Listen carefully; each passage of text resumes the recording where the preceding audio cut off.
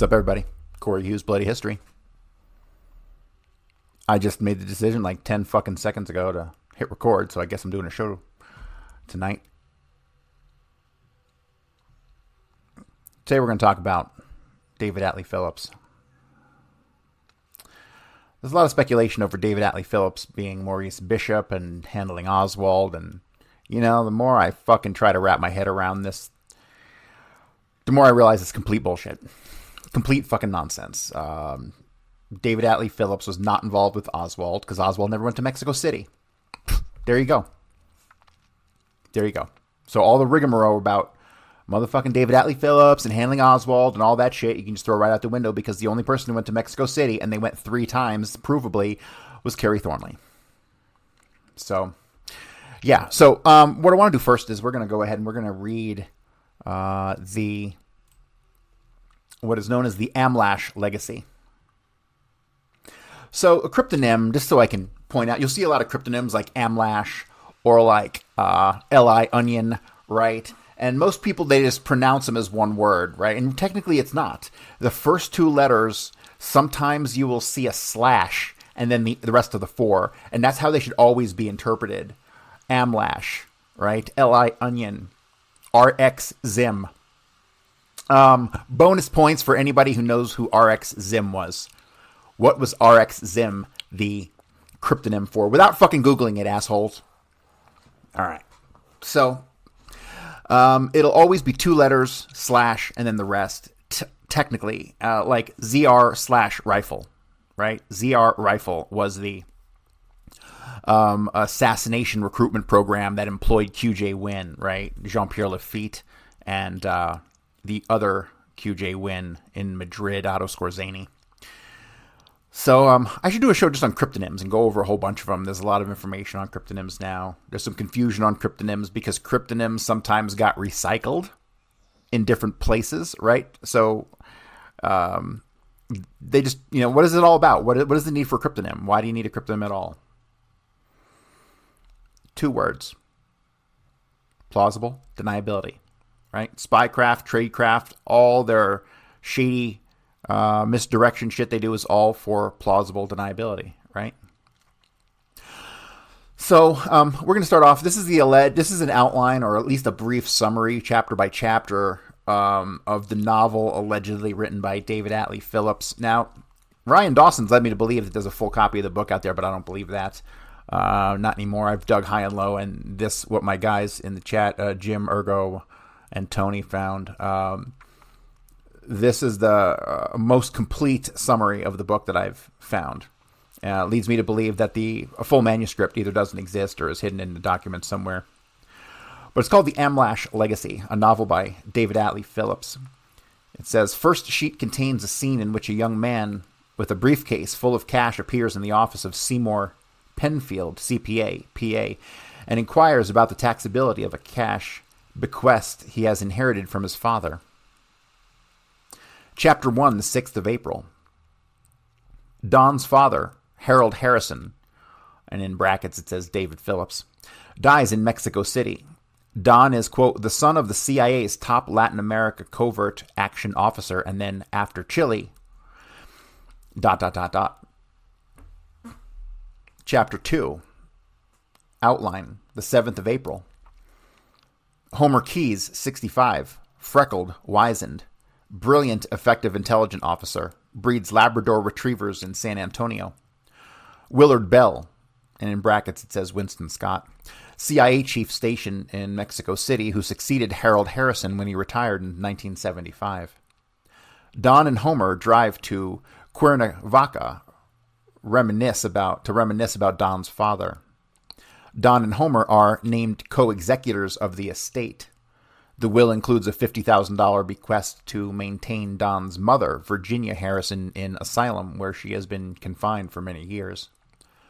Willard Bell is concerned when they cannot find a journal which both Homer and Don confirm Homer has kept for many years. A mysterious woman in black appears at the funeral.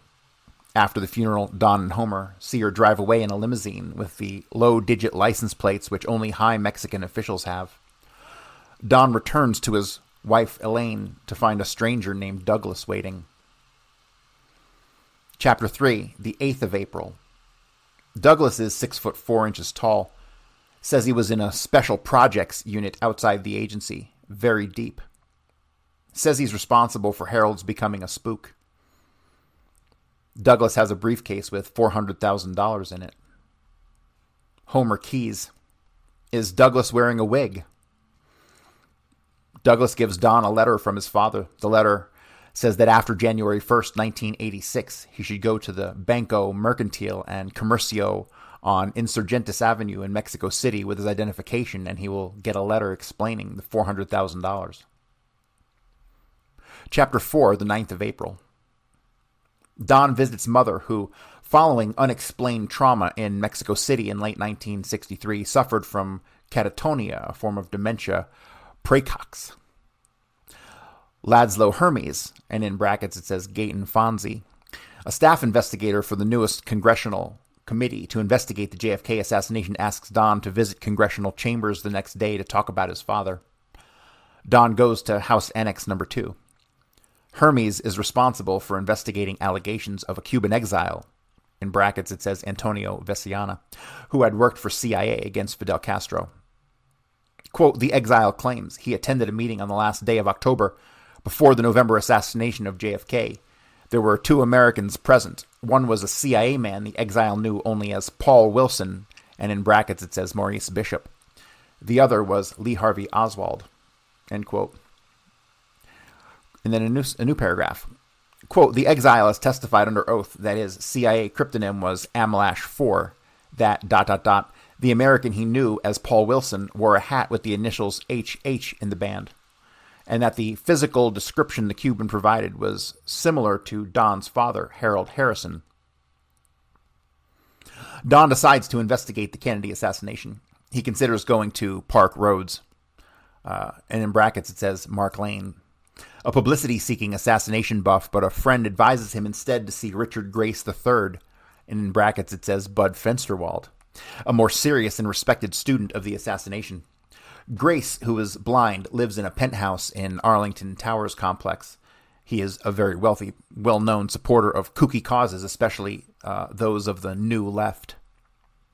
Grace tipped by leaks from the congressional committee that committee has an identikit composite which resembles Don's father.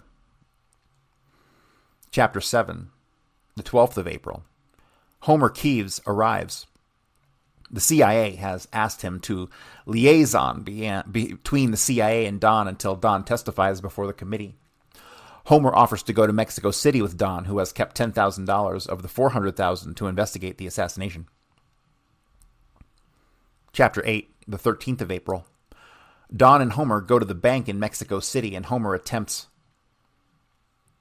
to bribe the woman who has the letter, which will be available after January 1986.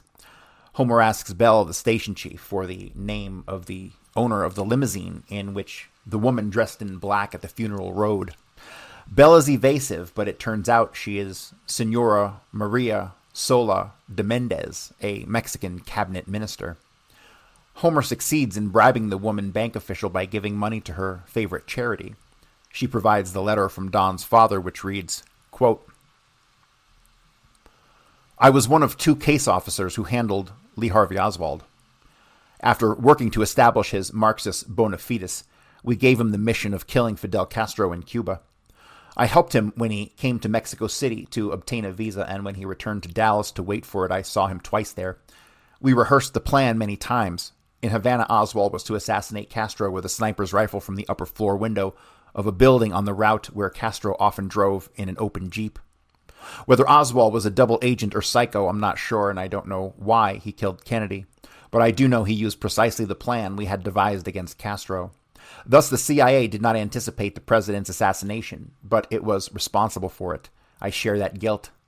Alan Dulles gave the other CIA agent and me $800,000 in cash to finance the operation and set up Oswald for life after Castro's death. When the scheme went so horribly awry, Dulles told us to keep the money. He feared that an effort to give it to the agency's operational funds would cause problems.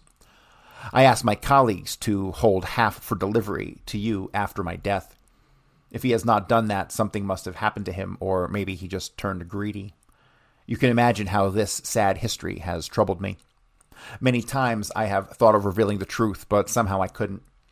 Perhaps you reading this will decide it's time for the truth. End quote. Homer and Don are followed by 3 black-suited riders. Chapter 9, the 14th of April. Don and Homer go to private spy shop owned by a former FBI agent to verify the signature on Don's father's letter. Grace tells Don and Homer that assassination buffs are having a rally in New York the following day.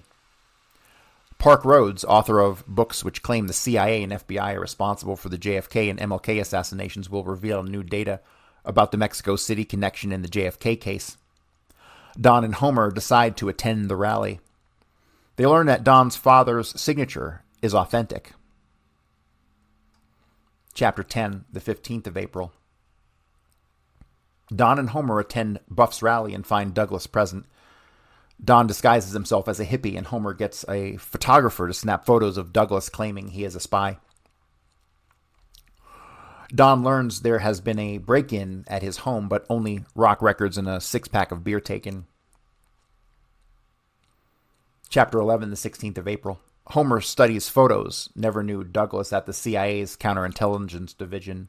Don and Homer go to the Virginia home of former CID boss Francis Aristotle Parkington, and in brackets it says James Jesus Angleton. An eccentric who always wears a black Homburg hat and collects antique snuff boxes. Parkington does not recognize Douglas as a former CIA, but seems to recall KGB agent of the same appearance. Ooh. Chapter 12, 17th of April. Richard Grace tells Don and Homer that the Cuban exile, Antonio Veciana, is Enrique Ortiz and is presently living in Miami. They fly off to Miami to find that Ortiz has been murdered. 3 men in black were seen in the vicinity. Don phones Parkington, tells him to have CIA fly Willard Bell in from Mexico City for meeting the next day, or he will give CIA real problems with the congressional JFK investigation. Laszlo Hermes flies back on plane with Don. Chapter 13, the 18th of April. 5 days before Don is to testify. Bell is not at Langley meeting when it begins. Don accuses Bell of duplicity when he requested Don's assistance in locating Harrison's missing journal. Quote, as a teenager, Don had learned enough about security to know that any able CIA man would have made an immediate entry, legal or not, into the home of a former chief of station who had died in the country where he served. SOP. Bell admits a team was sent, but says it found nothing of interest. Bell identifies photographs of Douglas as Natalie Gudinov, senior KGB deep cover agent in Latin America, who has lived in Mexico City for 17 years. Chapter 14, the 19th of April. Breakfast at Parkington's. Parkington elated, obvious that Godunov is principal agent in KGB scheme to discredit Don's father and CIA. Wants to call FBI. Homer not sure. Wants to wait. Rhodes has established copy of letter which Don and Homer brought back from Mexico City. Rhodes insinuates that Virginia Harrison became a mental case after learning her husband was involved in the JFK assassination. Homer says they must move quickly or entire fabricated scenario will become a durable myth, regardless of conclusion of the assassination committee. Homer goes to Security Unlimited, the private spy shop run by the former FBI agent, and provides a copy of the entire Mexico City letter, not just the signature. Maria and Don meet at the Watergate Hotel. She and his father were once lovers, which is why she was at his funeral. She met him in late '63 at his home. His wife caught them having kinky sex, unusual positions, etc.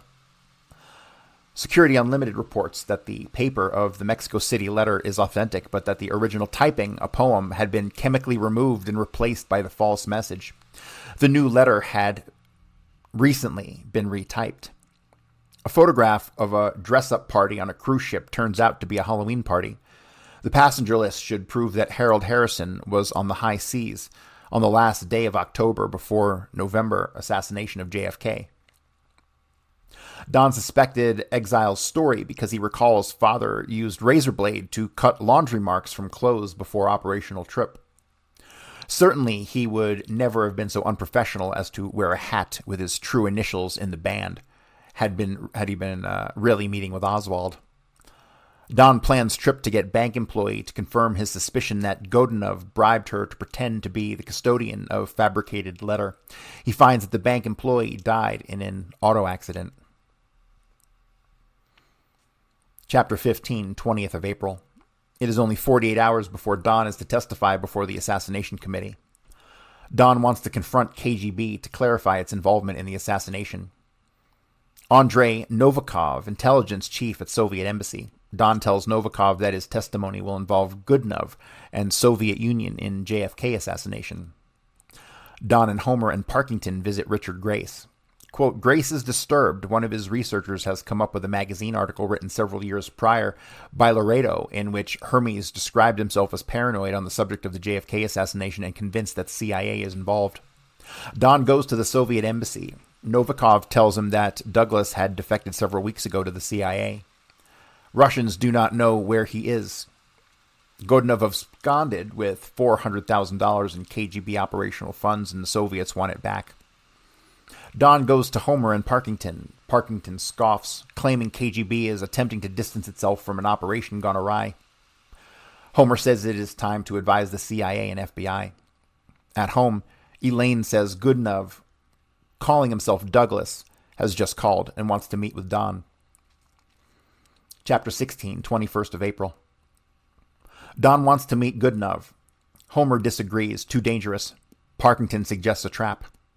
CIA, FBI arrive. They outfit Don with an arm cast containing electronic surveillance equipment which will be monitored by a van.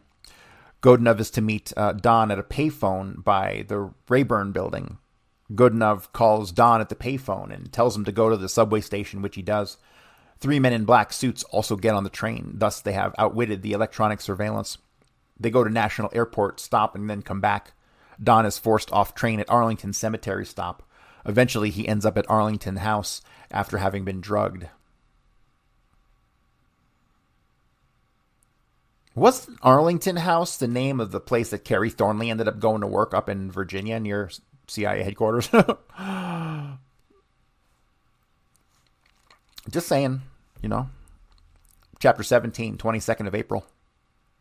When Don comes to, he is in the presence of Richard Grace and Godunov. Godunov explains how they became allies in an effort to discredit Harrison and the CIA. Godunov, who knew Harrison was in failing health, constructed a scheme to be launched on Harrison's death. The scenario included authentic detail provided by the journal, which Godunov had filched from Harrison's home in Cuernavaca. Godunov despised Harrison, having been passed over several times for promotion because of Harrison's effective work against KGB operations in Mexico City. Grace, in addition to replacing the $400,000 he had stolen, promised to underwrite a life of luxury in the West for the Russian. Grace's motives, a paranoid hatred of the CIA, which began when he learned that the agency had read his mail for 2 decades, and his frustration that despite his conviction that it must be so, the JFK murder had never been pinned on the establishment. Grace and Godunov tell Don that his death will be assumed to be a suicide. However, the CIA and the FBI burst in at this point and rescue Don. They'd been monitoring the conversation because a bug had been placed in the dog collar of Grace's Labrador retriever. Everything was on tape, so Don could tell the truth about the Grace-Godunov plot to assassinate the committee. Or to the assassinations committee. And that is that, ladies and gentlemen. So, many people look to David Atlee Phillips and this whole Maurice Bishop stuff. And he might have been Maurice Bishop. To me, the question is, how is this relevant to the assassination at all? Well, if we had to reverse engineer the situation, Maurice Bishop, who would be David Atlee Phillips, met with Vesiana and allegedly Lee Harvey Oswald in Mexico City, right? However, Oswald never went to Mexico City, and it was Kerry Thornley who went to Mexico City. And I promise that the time that Vesiana allegedly met with David Atlee Phillips, who was using the name Maurice Bishop, and this person who was allegedly Oswald, but was actually Kerry Thornley, that had to happen either in the beginning of May when Kerry Thornley went from New Orleans to Whittier, California, and he went through Mexico City, or the time that he was seen at the party identified as Oswald at the end of August, beginning of September, because remember, he ends up back in New Orleans after having gone through Mexico City on September the 4th. Okay? He puts himself in Mexico City. We don't need to go digging for who the fuck was impersonating Oswald in Mexico City. It was Kerry Thornley, because he told us so. Right? Therefore, if Vessiana is telling the truth, and he did meet with these people, he met with Kerry Thornley, not Oswald. Therefore, you can put zero fucking weight into this goddamn confession through a fictional story by David Atlee Phillips, okay? Period. End of fucking story. He might be trying to say something that was going on in the background here, but he did not handle Oswald. Oswald did not go to Mexico City. So, actually, that's that. That whole chapter of the JFK investigation reference David Atlee Phillips can be wrapped up, and I just wrapped it up in less than 20 minutes. All right? But motherfucking researchers have been banging their heads against the wall over this fucking thing for 60 years. It's really fucking hilarious. What we're going to do right now is we're going to move on to David Atlee Phillips' testimony before the House Select Committee on Assassinations, Tuesday, April 25th, 1978 in Washington, D.C. The subcommittee met pursuant to notice at 11:05 in room 2200 Rayburn House Office Building. The Honorable Richardson Pryor, chairman of the subcommittee, presiding. Present Representatives Pryor, Dodd, and Devine. Staff members present: Goldsmith, Burning, Hardway, Blackmer, Triplett, Lopez, and Fonzie. That's the same Gate and Fonzie that was just referenced in David Atlee Phillips' book. Mr. Pryor, the committee will resume its hearing. Mr. Phillips, thank you for being here today. I know that it was an inconvenience to you, and we appreciate your working out your schedule so you could be here. Yes, sir. We will ask you to be sworn, sir. Do you solemnly swear that the evidence you'll give to the committee today will be the truth, the whole truth, and nothing but the truth, so help you God? I do, says Mr. Phillips. Thank you, Mr. Phillips. I believe you've been given a copy of the rules of the committee. Yes, sir, I have. At this time, I'll give you a brief statement concerning the subject of the investigation, which we give to every witness. House Resolution 222 mandates the committee to conduct a full and complete investigation and study the circumstances surrounding the assassination and death of President John F. Kennedy in determining whether the existing laws of the United States concerning the protection of the president and the investigatory jurisdiction and capability of agencies and departments are adequate in their provisions and enforcement, and whether there was full disclosure of evidence and information among the agencies and departments of the United States government. This is like the fucking second longest run-on sentence I've ever fucking read after the definition of psychological warfare. So I'm going to skip the rest of this fucking paragraph. Oh my God, this is literally one sentence. Oh, I want to read it just for novelty's sake. And whether there was full disclosure of evidence and information among the agencies and departments of the United States government, and whether any evidence or information not in the possession of an agency or department would have been of the assistance of investigating the assassination, and why such information was not provided or collected by the agency or department, and to make recommendations to the House of the Select Committee deems it appropriate for the amendment of the existing legislation and the enactment of new legislation, period. Oh my fucking God. That was one sentence. One fucking page-long run-on sentence. And this is why I fucking hate bureaucracy. Because they feel they need to speak in this manner, okay? Like 6 smaller sentences would have said that much better than this one run-on sentence that lost everybody by fucking line 15. The chair will recognize Mr. Goldsmith for the beginning of the questioning. Thank you, Mr. Chairman. Mr. Phillips, for the record, will you state your full name and address, please?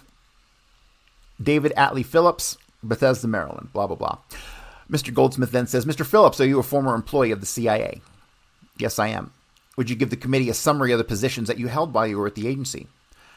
I was recruited by the CIA as a part-time assistant in 1950 in Chile, where I was a newspaperman. I continued in that capacity for some 4 years and became a full-time intelligence officer in 1954, and then something's redacted. In 1955 and 56, I was in Cuba. In 57 and 58, redacted. Let's find out where David Atlee Phillips was in 1957 and 1958. And then 1959 and 1960, I was in Cuba again. During the remainder of 60 and 61, I was in the Washington Task Force, for which worked on the Bay of Pigs operation. In late 61, I was assigned to Mexico City. In early 65, I became the chief of station. Redacted. Where was he chief of station in 65? And then it says I returned to Washington in 1967 and became chief of Cuban operations for the CIA through 1969. In 1970, I was the chief of station in Redacted. In 71, I went to Redacted, where I was chief of station. So we got to get a whole career list of where he was chief of station in. In mid-1973, I was returned to Washington to become chief of the Western Hemisphere Division of the CIA. When did you retire from the agency? On the 9th of May, 1975. Are you affiliated with the Retired Intelligence Officers Association? Yes, I'm the founder of that organization. Are you the president of that organization? I am sorry, sir. Are you presently the president of that organization? No, I'm not the president. I'm a member of the board of directors. Would you explain to the committee what the purpose of that association is? In 1975, I was personally concerned about what I thought was happening to U.S. intelligence community. The clandestine operator is perhaps the only American that does not have a constituency, and so I decided to form an organization of former intelligence men and women from all services to try to play some sort of constructive role in the deliberations of intelligence in the future. Mr. Phillips, have you spoken to anyone at the agency in reference to your testimony today? Have I spoken about my testimony today with anyone at the agency? One person, Mr. Robert Shaw. Because before I knew I was going to be asked here, we had plans to have lunch together, and I told him that I had been asked to come down here, and we decided that we would not have on the agenda any discussion of what we would talk about down here, and we did not. So in no way did you discuss what you thought you might have been the substance of your testimony today. Absolutely not. And other than Mr. Shaw, there was no one at the agency that you spoke to in reference to your testimony. No. At this time, I would like to ask the clerk to show Mr. Phillips Exhibit 94. This is a letter from the acting director of this committee to the chairman of this committee. Would you please read that exhibit? Yes. Have you read the letter? I have, sir. And you understand the letter? I understand it. It gives me complete freedom to discuss things despite my secrecy with the agency. So that you would be obliged to testify fully and truthfully before this committee. Absolutely. Mr. Phillips, is it true that is agency policy for case officers, for example, to have pseudonyms? Yes, of course, all case officers have a pseudonym. Will you explain to the committee what the purpose of that pseudonym would be? A pseudonym is used so that on records such as pay papers, all sorts of records that go back and forth in a pouch in cable traffic, you can refer to a person without actually using his true name. It is a registered thing that a person keeps throughout his career unless for some reason it is blown, unless it becomes known publicly, in which case the pseudonym is changed. Would the pseudonym also be used by a case officer when the case officer contacts an agent? Very rarely. I don't know that anyone ever did it. Case officers would not use a pseudonym. A pseudonym is always a first name, a middle initial, and a last name. A pseudonym can be Jim Smith. So you would distinguish between a pseudonym and an operational alias, is that correct? Absolutely. What was your pseudonym while you were with the agency? I have two. My last one was Michael C. Choden, Choaden. And what was your earlier one? Paul D. Langevin, Langevin. When did you assume the second one, if you recall? Oh, I'm going to take a stab at this. I don't really recall. Fine. Do you recall which operational aliases you've used in the past? No, because I would guess that in 25 years I may have used 200, 100, say. Would it be agency policy for an operational alias to be registered?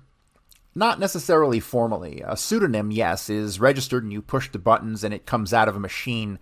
An alias might just go in the files. It might not necessarily be registered formally. In which files would an alias go into? Into the operational file. An officer might use an alias on a one-time basis and use the name Jim Smith on a one-time basis, and it would only be in that one file. Some officers have a habit of using an alias over a period of time because it's something they can remember.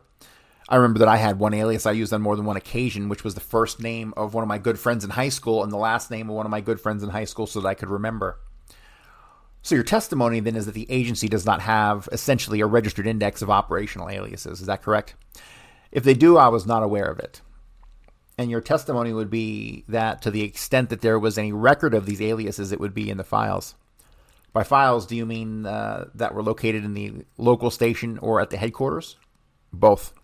I think I should make it clear that in the case of aliases used by foreigners, that probably those aliases go into a central file, aka also known as, and there might be a number, but in the case of American staff officers, it might be in the file in the station, it might be in a file at headquarters because the paper was duplicated. It might be in both places. Mr. Phillips, did you previously give testimony before this committee? Yes, I did.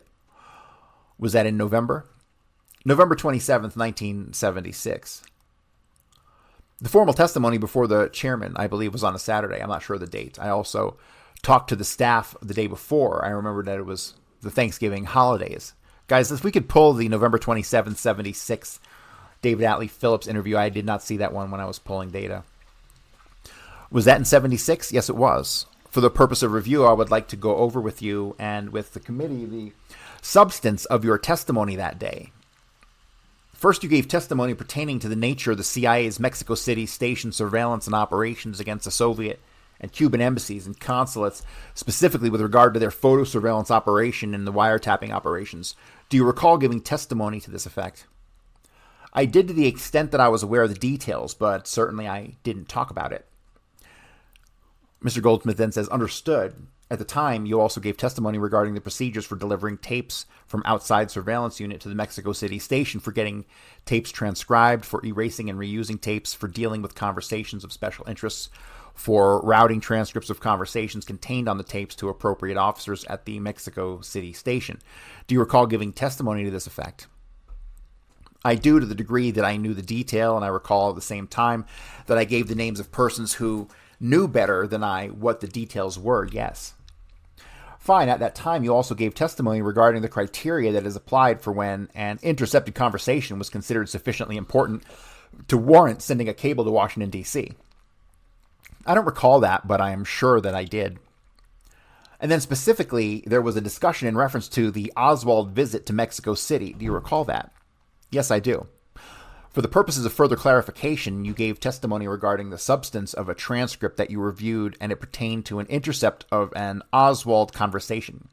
Specifically, the intercept was linked to Oswald prior to the assassination, and the particular time involved was early October, in late September of 1963. Do you recall giving testimony to that effect? Yes, and I believe that then I finally came down in that testimony on the fact that I believe I recall seeing a transcript after the assassination which substantiated the story told by a Miss Sylvia Duran from the Cuban embassy. We will try to work this step by step. I will get into that. Okay.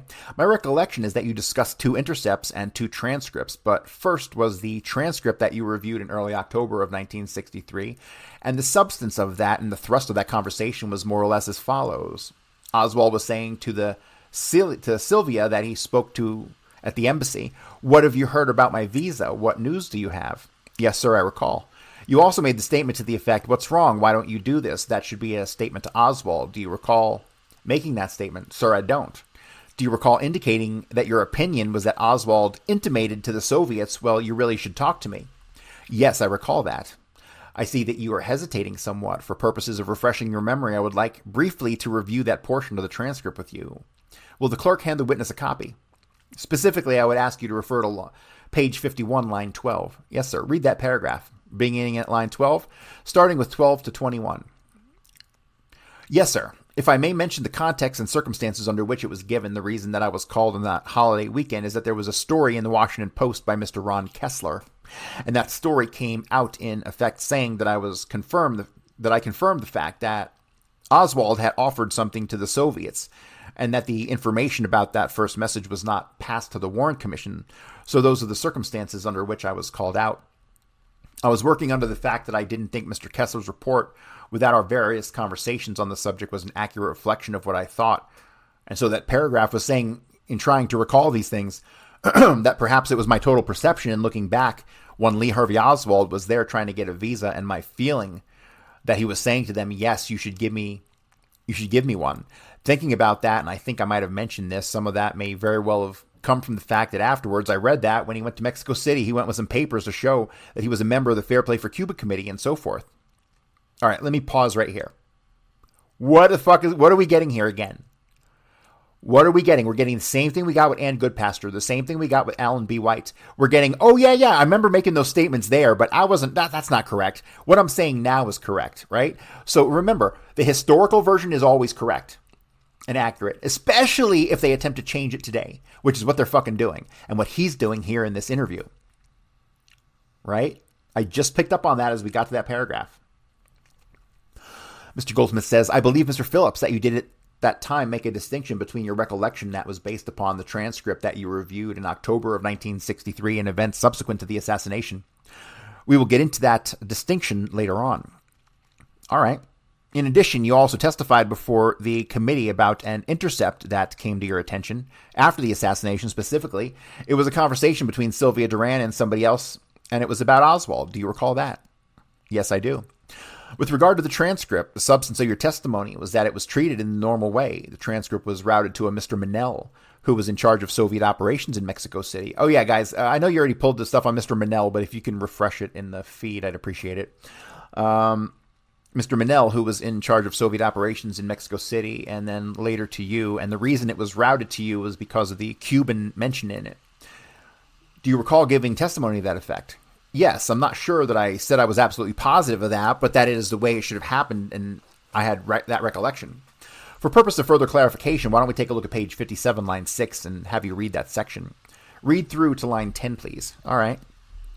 Have you read that? Do you recall giving testimony to the effect of the substance that I just summarized for you? Yes, I do. Fine, if I may add something there. You will get a chance to go into the details later in the hearing. This is primarily for background purposes. I see. Very good. With regard to the transcript, you also gave testimony regarding a transcriber's note that the person speaking spoke in very bad Russian and that you had the understanding that the person speaking was an American. Do you recall giving that testimony? Yes, I do. You also gave testimony with regard to the cable that was sent from Mexico City to CIA headquarters, and you indicated that this cable was sent approximately 3 days after you first saw the intercept. Do you recall giving testimony to that effect? Yes, I do. And you also indicated that, in fact, you signed off on the cable because of the reference to a Cuban situation. Do you recall that? I recall that I said I probably signed off on it. It would have been part of my job and so forth. Yes, but I recall it.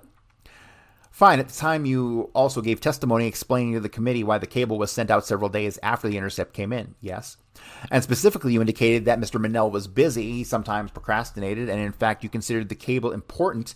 And for this reason, you made some inquiries of him as to whether the cable had been sent. Do you recall that? Something along the line, yes. With regard to the contents of the cable, the substance of your testimony was that it referred to Lee Henry Oswald. It gave the physical description that did not fit Mr. Oswald, and it indicated that a contact with the Soviet embassy had been made in reference to a visa. Do you recall giving testimony to that effect? I do. At a later date, I decided that I was wrong about the Henry originating in that cable. We will get to that later on. All right. I would like to indicate for the record that in the event that I do not cover a question or raise a question that permits you to answer what is on your mind, at the end of the hearing, you'll be given 5 minutes to address the committee to raise any additional points. Very good. He's telling them he's better stay between the fucking rails on this one. Similarly, at the time of your testimony, you gave testimony to the effect that the cable made reference to a photograph. It gave an incorrect description of Oswald, and that the reason for this was that neither Redacted or Redacted had put together a transcript of a man calling the Soviet embassy about a visa with a picture of that man who had been to the Soviet embassy, so that a transcript and a picture had been put together, and I believe your testimony was, in this case, 1 and 1 did not equal 2. That is correct. You also gave testimony regarding the cable that came from headquarters to the Mexico City station on or about October 16th, and that a cable had a correct name of Oswald recording your testimony. It gave the background of Oswald, his marriage to a Soviet citizen, his military background. Further, it gave a correct description of Oswald. I believe you indicated that the cable originated before Oswald's contact with the Soviet embassy. Do you recall giving testimony to that effect? Yes, I do. I'd like to point at this to go into these areas in more detail. First, turning to the area of tapes, how long were tapes retained as a matter of routine procedure in Mexico City in 1963 prior to the tapes being erased or reused, if you know? All right, I must tell you that my recollection is based on what I understood about people were doing. I was never involved in the business of handling the tapes per se. I never visited the place where the transcribing was done and so forth, but my recollection was that they were usually kept for a couple weeks or so, and then they were erased so that you would not have them piling up in a room and reused again. I did not actually deal with the tapes. After the assassination, did the Mexico City station have in its possession a tape of Lee Harvey Oswald's voice? Not to my knowledge. I would like at this time for the clerk to give Mr. Phillips a stack of materials that we received from the CIA. I would ask you to refer to CIA document number 198. For the record, I will indicate that these are materials that you received from the Central Intelligence Agency yesterday, and this agency has made an effort to provide us with the documents that we need. At the same time, they've asked that we make every effort to keep these documents secure and account for them. In that regard, they've been numbered every document that they have given to us, and rather than introduce these documents into the record, I will simply be referring to the document by the number that the agency has assigned to it. So in this case, we're referring to CIA number 198. This is a cable, yes? Am I correct? This is a cable? Yes. And it is red number 198 that you were referring to at the bottom. That's correct. I ask if you would please read through this cable. All right, sir. Now I believe you identified this as a cable. What is the date of this cable? The 23rd of November, 1963. I would like to refer your attention to the second paragraph, specifically the second sentence of that paragraph, and ask you to reread that, please. All right, sir. Now, according to the sentence, it indicates that the station's unable to compare voices because the first tape was erased prior to the receipt of the second call. Does this suggest that the one tape was still in existence at the time that the cable was sent? In other words, the cable does not say all tapes re Oswald have been erased. It indicates we were unable to compare voices because the first tape was erased prior to the receipt of the second call. Yes, obviously it means we cannot compare voices because we don't have to. Therefore implying that there may still be one. That reading could be put in there, I suppose, yes. Based on this, to your knowledge, did the Mexico City station after the assassination have in its possession a tape of Oswald's voice or someone whom they thought to be Lee Harvey Oswald? Not to my knowledge. Now, I believe paragraph 1 of this cable makes reference to a conversation involving Sylvia Duran on September 28th and also 2 unidentified North Americans. And the cable suggests that the person who contacted the Cuban and Soviet embassies on September 28th is Oswald. What I would like to ask you is, do you think it was unusual for the first tape to be erased quite so soon? In other words, one contact is made on September 28th, one is made October 1st, and within 4 days the first tape is erased. Is there anything unusual about that? Well, it's a question of judgment on the people who are handling the case and how important something is. I don't know that it was routine to erase tapes so they could be used again. And I do know that the Soviet and Cuban embassies, there were a number of unusual visitors over the years. Some of them seemed to be sort of kooky. Some of them you didn't quite understand. Looking back, I certainly agree with this. This is kind of the thing that should not have been erased. I don't think it was highly unusual, no. I would like to refer you now to CIA document number 239, and specifically in the middle of the page, I believe it says CS comment, where there is an asterisk and sentence that says, would you please read that sentence? Station to erase routine tapes, Soviet embassy keeping normal 2-week lag. So according to this cable and also to your testimony, the normal lag would be 2 weeks, and yet we have an erasure of a cable, the Oswald tape, within several days of its receipt. Based on that, do you regard the erasure of the first Oswald tape as unusual, not keeping with routine procedure? No, it is not. The routine procedure I now read here was a normal 2-week lag, so doing it earlier was certainly not keeping with routine procedures. Do you know who the person was that would be that committee might address regarding the specific tape? I believe in either my previous testimony before the committee or in my day-long session with the staff members before I gave them the names of people who I thought would be knowledgeable of that. They were a Mr. Redacted and a Miss Ann Goodpaster and possibly Mr. Robert Shaw. Turning for a moment to Miss Goodpaster, what were her responsibilities at the Mexico City station? Well, she was an experienced CIA officer, and so she had a number of responsibilities across the board, as I recall. And without making a deprecation, she was sort of the girl Friday to the chief of station in the sense that he often called on her to handle a lot of things.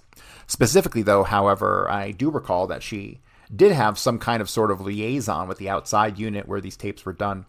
I believe I recall her coming in and out of our offices with suitcases, not suitcases, but briefcases that might have had tapes or transcripts or something. Is it fair to say that Wynne Scott, the station chief, relied on Ann Goodpaster? Yes, I think that's an accurate statement. Was she in any way given more responsibilities than the case officers at the Mexico City station? I certainly don't believe that she was given operational responsibility, that is, with cases that were being run and that sort of thing. Since she enjoyed the confidence of the chief of station, perhaps he did give her some assignments, non-operational in aspect, that might be more important than some of the case officers, yes, but she herself, of course, was at that time certainly a middle grade officer. I would like to now refer to you to CIA document number 206, which is a cable dated the 23rd of November, 1963, and I ask you to read paragraph 4, which can be found on page 208. Yes, sir. First of all, Douglas J. Fineglass, that was a pseudonym for Mr. Boris Tarasov, was it not? I do not recall that it was. I remember the last time I testified, I thought it might have been a man named George something. Misko? Misko, I do recall the name that you're mentioning, but I cannot definitely say that this is his pseudonym. Fine. In any event, the cable here is dated after the assassination and indicates that Mr. Fineglass, whoever he is, says that Oswald is identical with the person in paragraph 1 speaking broken Russian, a call from the Cuban embassy, 28th of September, to the Soviet embassy. There again, we have another suggestion in the CB cable chapter that after the assassination of the agency, in fact, we did have a tape of Oswald's voice based on paragraph 4. Would that be your judgment? No, simply because of my firm recollection that a tape did not exist after the assassination. I'm not sure in my mind, Counselor. I cannot remember whether the reason that we had Oswald on tape was because we were covering a Cuban phone and he had happened to call the Soviet embassy, or whether we were covering a Soviet phone and picked him up that way. But I do go back to very, very brief early message of his contact, not the one about Sylvia Duran. So a tape would have existed at one time that I would think. Would that tape have been in existence after the assassination? My recollection is that it was not in existence. I would like now to ask you to refer to CIA document number 177. Please read that cable. Yes, sir. What's the date on this cable? The date of the cable seems to be the 9th of October. 9th of October would be the date that this cable arrived at the CIA headquarters. Is that correct? Yes, and since it's a routine cable, it might have been sent the day before or the same day. Fine. Probably the day before, I guess. Is this the cable that the Mexico City station sent to CIA headquarters in reference to Oswald? It's one I recall being two pieces that turned out not to fit, yes. Is this the cable that you more or less prompted Redacted to send? Yes. I would not like to overemphasize my role in prompting them to do it, though, but it is the one that I recall that it was delayed in going, and as I recall, finally went out. Redacted actually put the cable together as I recall it. Okay, I would like for you to now look at CIA document number 10 that's about to be handed to you. It's in a brown folder. Would you read through that cable? Yes. The language in the two cables appears to be identical. However, the date in the cable on CIA document number 10 is October. Would you explain to the committee the difference between the copy that appears in CIA number 10 and the copy that appears in number 177? The message of 8 October appears to be one leaving the Mexico City station going to headquarters and dated 8th of October. Since it is a routine cable, it would have been processed during the evening by the communications people and sent to Washington in the next day or late that evening. So this appears to be the Mexico City copy of the cable we looked at a moment ago. And the other would be the copy as it was received by headquarters. That is correct. First, drawing attention to the names that appear on the cable in the upper left-hand corner of the CIA number 10, it says L.A. Dillinger. I believe that it refers to Redacted. At the bottom of the page, authenticating also indicates an L.A. Dillinger. At the right-hand portion of the page indicates a W.C. Curtis. I believe that was Mr. Scott. Yes. And according to your testimony indicating signing off on this cable, does your name appear anywhere on this cable? It does not. Is there any way you could explain that to the committee? Well, obviously, I didn't sign off on it when I was given that previous testimony. I was saying that under routine circumstances, a cable that had to do with Cuba might have gone to me. This cable here has to do with Soviet matters rather than the Cuban aspect of it, so for that reason, it would not have necessarily been for me to be interested in Cuba to sign off on. I do recall seeing this cable before it was sent, and perhaps that is the reason that I thought I signed off. I recall seeing it in its typed form before it went to the communications people, but I obviously did not sign it. Does the cable in any way refer to Oswald as Lee Henry Oswald? No, it does not. Is there any reference in the specifically to a contact by Oswald with the Soviet embassy or consulate in reference to a visa? No, there's not. Now, I believe in your testimony before this committee in November of 76, you indicated that you had signed the cable, that it is referred to as Oswald as Lee Henry Oswald, and that it indicated that he contacted the Soviet embassy in reference to a visa. In light of that, I'm quite sure that my memory was inaccurate when I said that. And in looking at this now, certainly it is the cable that I had in mind when I talked about that, yes. But you're certain that this cable was shown to you, or if not this cable, the contents of the draft cable that Redacted wrote up prior to sending this one. You are certain that it was shown to you. I think I testified before that I think that Redacted actually prepared the cable. That my recollection was that she left it on his desk. And that he was her superior and husband. Okay, so the redaction is Mrs. Tarasoff. I see by this, not only did she prepare it, but she was the authenticating author as well, so it might have gone out to the station. Redacted was out of the office or something because his name does not seem to be on it. But in any event, this is the cable that you read. I'm convinced that it is. A draft of it prior to the cable going out. I'm convinced it is. Would you please refer now to CIA number 183?